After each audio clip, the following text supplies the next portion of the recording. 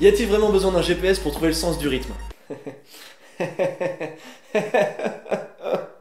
Bon, le bureau des réclamations des mauvaises blagues, c'est par là.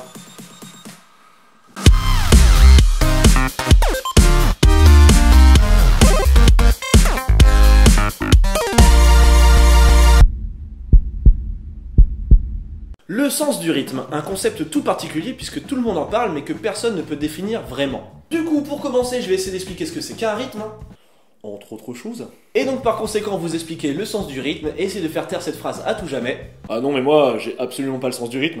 Mais bon, tout d'abord, qu'est-ce qu'un rythme? Le rythme est l'élément temporel de la musique constitué entre la succession et la relation entre les valeurs de durée. J'ai rien compris.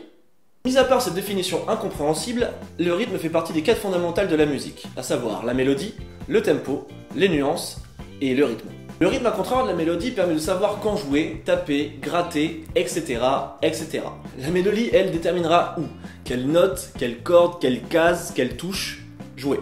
Ça aurait été plus simple de dire juste sur quelle note. Par exemple, sur cette chanson de Metallica.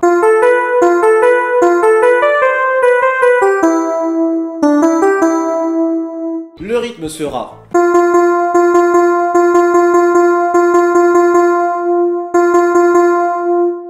et sa mélodie sera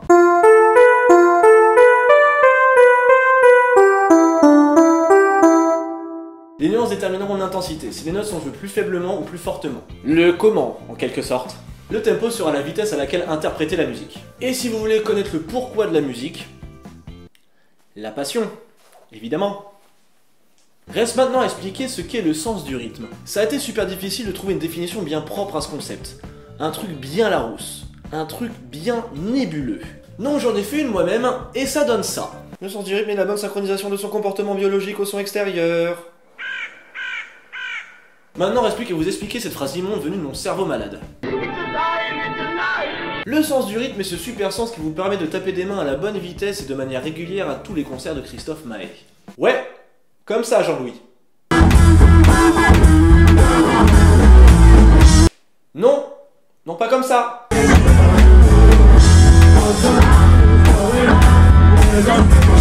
C'est aussi ce sens-là qui fait passer le public français pour des pécores en transformant n'importe quel morceau un petit peu funky en bourré auvergnate. Ouais, alors ça, je vais en parler dans une autre vidéo. Peut-être. Ou pas. Bref, si je tape des mains de manière régulière et que je te demande de faire pareil... Tiens, oui d'ailleurs, fais pareil.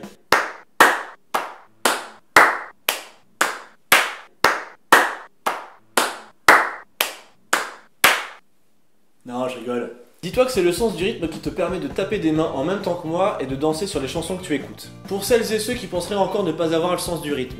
Pour ceux qui l'ont, restez, c'est intéressant après. Sachez que sans sens du rythme, impossible de chanter ce refrain chatoyant en même temps que le chanteur. Bah oui, le chant, c'est de la musique. Donc une mélodie et un rythme. De danser ou remuer du popotin en passant un coup de balai.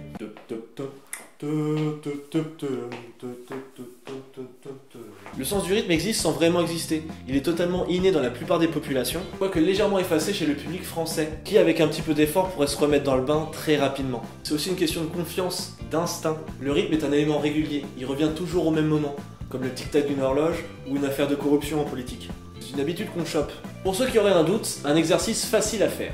Mettez une chanson et essayez de ressentir la musique. Et essayez de percevoir le rythme en frappant des mains, hochant la tête, taper du pied ou toute autre chose qui vous fasse sentir à l'aise. Si vous commencez à trop réfléchir, c'est perdu. Il faut que le sens du rythme, ça soit une question d'instinct.